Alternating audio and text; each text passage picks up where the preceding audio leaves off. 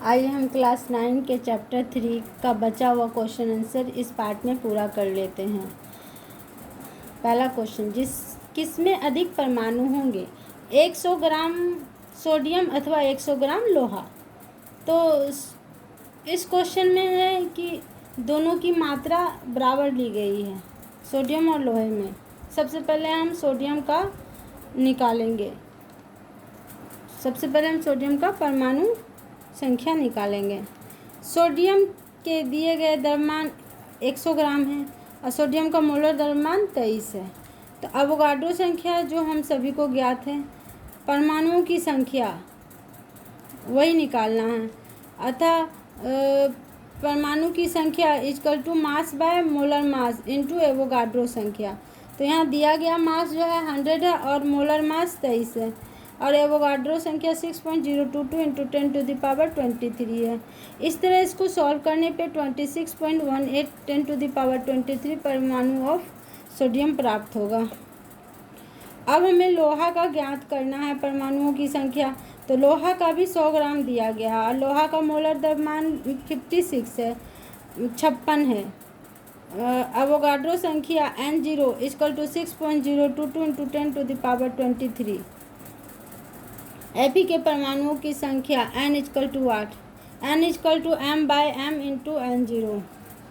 तो मास जो है 100 है और मोलर मास 56 है इंटू 6.022 इंटू 10⁻23, 10.75 इंटू 10⁻23 परमाणु ऑफ Fe, 1.075 इंटू 10⁻24 परमाणु ऑफ Fe।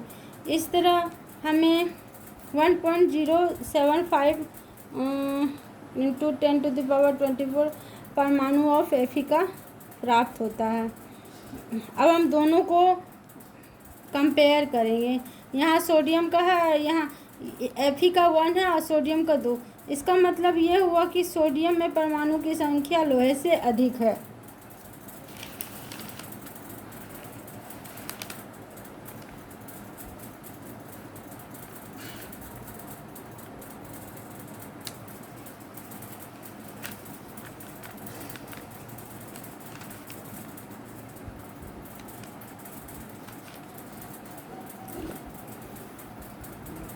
सोलह ग्राम ठोस सल्फर में सल्फर 8 के अणुओं की संख्या का परिकलन करिए। सल्फर का जो परमाणु द्रव्यमान होता है वह 32 होता है। तो सल्फर के यहाँ 8 अणु हैं। तो 8 अणुओं की संख्या जो होती है 256 U के बराबर होगा, 8 अणुओं की संख्या। तो लेकिन यहाँ क्वेश्चन में 16 ग्राम ठोस सल्फर का दिया गया है, मतलब 16 ग्राम जो है 16 ग्राम 1 मोल S8 का द्रव्यमान 16 ग्राम है और यहाँ पे इसका मोलर मास 256 ग्राम होगा और यहाँ दिया गया द्रव्यमान जो है 16 ग्राम है।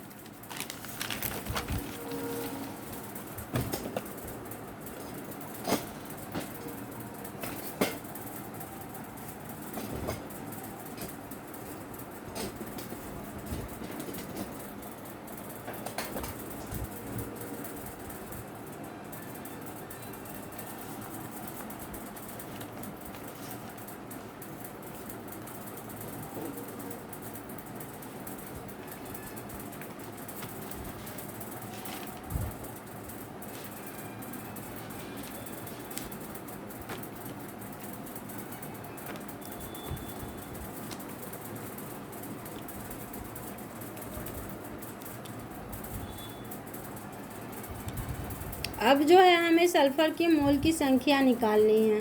तो मोलों की संख्या बराबर होती है दिया गया द्रव्यमान बटा मोलर द्रव्यमान, दिया गया द्रव्यमान बटा मोलर द्रव्यमान। तो n इक्वल टू दिया गया द्रव्यमान 16 ग्राम है और मोलर द्रव्यमान 256 ग्राम है। इस तरह हमें इसको सॉल्व करने 1/6 मोल प्राप्त होते हैं। अब हमें यहाँ मोल प्राप्त हो गया है। अब हमें यहाँ पे सल्फर के परमाणुओं की संख्या को ज्ञात करना। इसका मतलब ये यहाँ n=n/n0 वाला फार्मूला लगेगा। यहाँ n का मतलब हुआ दिए गए कणों की संख्या। दिए गए कण जो हैं वही हमें प्राप्त करना है। सल्फर के परमाणुओं की संख्या को ही यहाँ दिया गया कण की संख्या कह रहे हैं। उसके बाद उसे डिवाइड करते हैं एवोगाड्रो नंबर से। तो 1/16 n दिए गए कणों की संख्या। दिए गए कण की संख्या मतलब परमाणुओं किसकी, तो सल्फर की। किसकी, सल्फर की संख्या जो हमें ज्ञात करना है।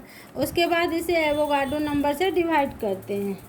तो इस प्रकार हमें जो है अगर हम n को इधर रखेंगे तो ये जो एवोगाड्रो संख्या है 6.022 इंटू 10⁻23/16 होगा, जिसको सॉल्व करने पर हमें 3.76 इंटू 10⁻22 अणु ऑफ सल्फर का प्राप्त होगा।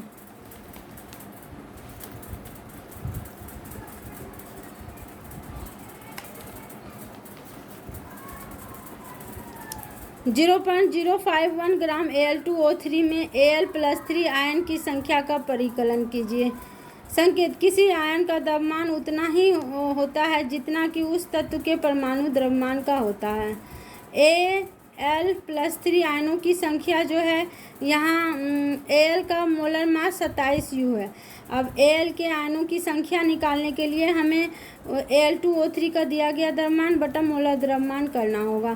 तो Al2O3 का द्रव्यमान 0.051 ग्राम है और Al2O3 का मोलर द्रव्यमान जोड़ने पर हमें 102 प्राप्त होता है। 2 इंटू 26 प्लस 3 इंटू 48 = 102। अब यहाँ पे दिया गया जो द्रव्यमान है उसमें हमें आयन्स की संख्या प्राप्त करनी है। तो आयन की संख्या प्राप्त करने के लिए इसे ये जो ऊपर में फार्मूला दिया गया है n = यहाँ पे हम लिख देते हैं दिए गए आयन की संख्या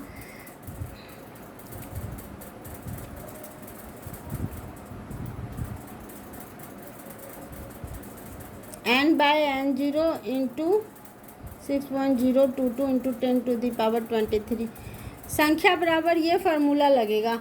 तो इस फार्मूले को हम देखते हैं। इसमें चूँकि आयंस का इसमें एल्युमिनियम परमाणु की जगह एल्युमिनियम के आयन का कहा गया, तो यहाँ एल्युमिनियम का जो आयन है ये 2 लिया गया है, इसलिए हम इसे 2 से मल्टीप्लाई करते हैं। इन सारे को सॉल्व करने पर हमें 6.022 इंटू 10⁻20 Al3+ आयन की संख्या का पता चलता है।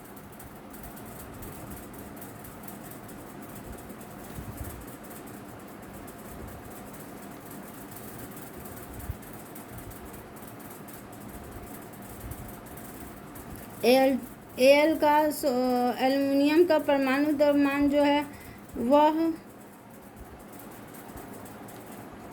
हमें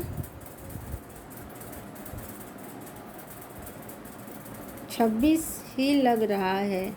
इसे सॉल्व करके देखना चाहिए। 6 6 12 हासिल 1 2 दूनी 4 12 हासिल 1 2 दूनी 4 1 5 प्लस 32 होते 48, तो 8 2 10 हासिल 1 8 और 2 10 हासिल 1 9 1 10 100, जो लगभग में सही है। अच्छा 23 से हम करके देखते हैं। तो 23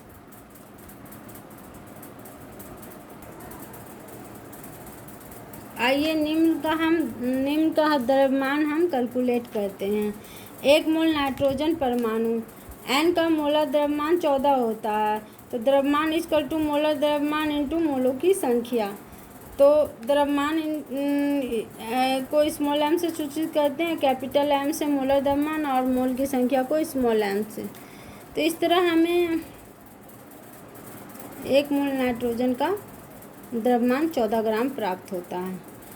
4 मोल एल्युमिनियम परमाणु, मोल संख्या यहाँ 4 है, तो तो 27×4, क्योंकि मोल संख्या को हम एल्युमिनियम के परमाणु द्रव्यमान से मल्टीप्लाई करते हैं तो 108 ग्राम प्राप्त होता है। 10 मोल सोडियम सल्फाइड का द्रव्यमान, तो इसे हम मोल 10 और सोडियम सल्फाइड का जो हम परमाणु द्रव्यमान मोलर मास यहाँ का 126 आता है, वो निकाल के इसे हम 1260 ग्राम प्राप्त होता है। मोल में परिवर्तित 12 ग्राम ऑक्सीजन गैस, इसको मोल में परिवर्तित करने के लिए हमें इसका फार्मूला जो है मोल का हमने आपको ऊपर ही बताया है। मोल, आइए हम यहाँ पे सबसे अच्छा मोल का फार्मूला, मोल इजकल टू द्रव्यमान बटा मोलर मास। इस फार्मूले से हमें यहाँ चूँकि मोल कह रहा है निकालने के लिए, तो यह मोल का सटीक फार्मूला है। मोल में परिवर्तित 12 ग्राम ऑक्सीजन गैस, तो O2 का मोलर द्रव्यमान जो है 16 होता है, तो ऑक्सीजन का 16, तो इस तरह यहाँ 12 ग्राम लिया गया है, तो 12 ग्राम लिया गया है, तो मोल इजकल टू द्रव्यमान 12 और बाय मोलर मास 16, तो 12 और 16 मोल में परिवर्तित करिए।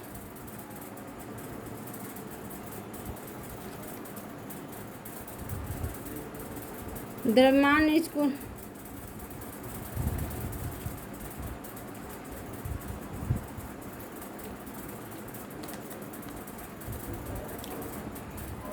12 ग्राम O2 गैस का मोल संख्या 12/32, क्योंकि यहाँ 32 इसलिए लिया गया है क्योंकि यहाँ O2 है, अगर वो रहता तो 16 होता। इस तरह 12/32 को सॉल्व करने पर 0.375 मोल प्राप्त होते हैं। 20 ग्राम जल का मोलर द्रव्यमान, चूँकि H2O का मोलर द्रव्यमान हाइड्रोजन का 1 और इस 2 एटम है तो मल्टीप्लाई 2 और प्लस ऑक्सीजन का 16, तो 18 ग्राम प्राप्त होता है। तो 20 ग्राम H2O का मोल संख्या 20/18 equal to 1.111 mole. 22 gram CO2 का मोलर द्रव्यमान,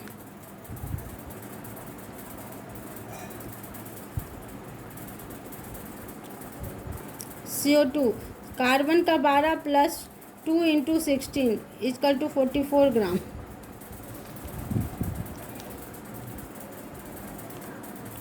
तो 22/44 इक्वल टू 0.5 मोल।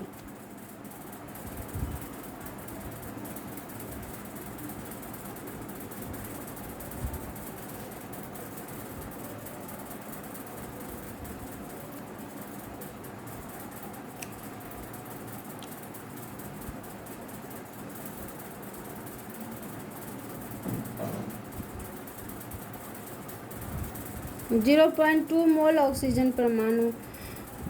निम्न का द्रव्यमान क्या होगा? यहाँ पे हमें मोल से द्रव्यमान प्राप्त करना है, तो द्रव्यमान equal to molar mass into मोलों की संख्या। इस तरह ऑक्सीजन परमाणु का मोलर द्रव्यमान 16 होगा और मोल संख्या 0.2।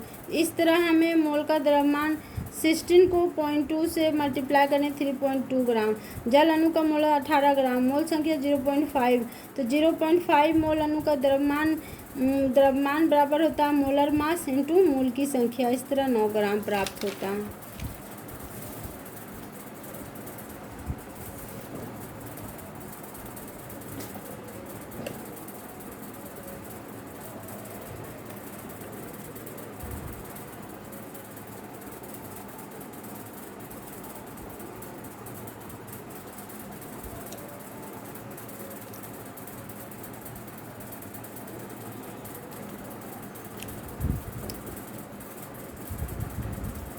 निम्न यौगिकों के सूत्र इकाई द्रव्यमान का परिकलन करिए।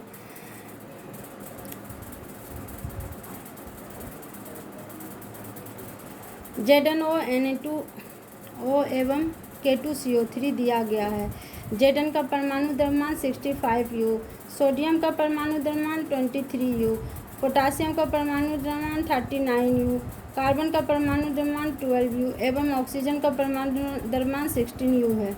तो Zn-O का सूत्र इकाई द्रव्यमान, Zn का परमाणु द्रव्यमान प्लस ऑक्सीजन का परमाणु द्रव्यमान। तो इसमें हम Zn का परमाणु द्रव्यमान 65 होता है और उसके ऑक्सीजन का परमाणु द्रव्यमान 16 के साथ जोड़ते हैं तो इस तरह हमें 81 प्राप्त होता है। Na2O का सूत्र इकाई द्रव्यमान ये मोलर द्रव्यमान के बराबर होता है। यहाँ सोडियम का 2 लेंगे और मोलर द्रव्यमान 23 से इसको मल्टीप्लाई करेंगे और ऑक्सीजन चूँकि एक एटम से इसलिए 1 से मल्टीप्लाई करेंगे। इस तरह हमें 62U प्राप्त होता है। इसी तरह हम आगे बढ़कर इसे पोटासियम का मोलर द्रव्यमान 39 है। चूँकि इसके 2 एटम हैं इसलिए इसे 2 से मल्टीप्लाई करते हैं। कार्बन का 12 और ऑक्सीजन का 16 के 3 एटम में से 16 से मल्टीप्लाई करते हैं और कार्बन का 1 एटम से कार्बन, इस तरह 138U हमें प्राप्त होता है। आइए एक लास्ट क्वेश्चन है उसे अच्छे से समझते हैं। यदि कार्बन परमाणु के 1 मोल का द्रव्यमान 12 ग्राम है तो कार्बन के 1 परमाणु का द्रव्यमान क्या होगा। कार्बन परमाणुओं के 1 मोल का द्रव्यमान 12 ग्राम है तो 1 मोल कार्बन परमाणु का जो द्रव्यमान होता है वो मोल संख्या 6.022 × 10⁻23 परमाणु के बराबर होता है जो कि 12 ग्राम होता है। अतः 1 मोल जो है उसके मोल संख्या और 12 ग्राम कार्बन परमाणु के बराबर होता है।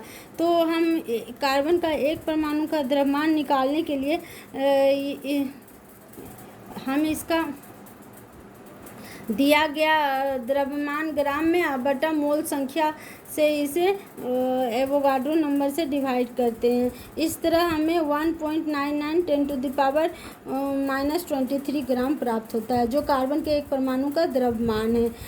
कार्बन का 1 परमाणु का द्रव्यमान निकालने के लिए हमें ग्राम बाय एवोगाड्रो संख्या, ग्राम बाय एवोगाड्रो नंबर करते हैं।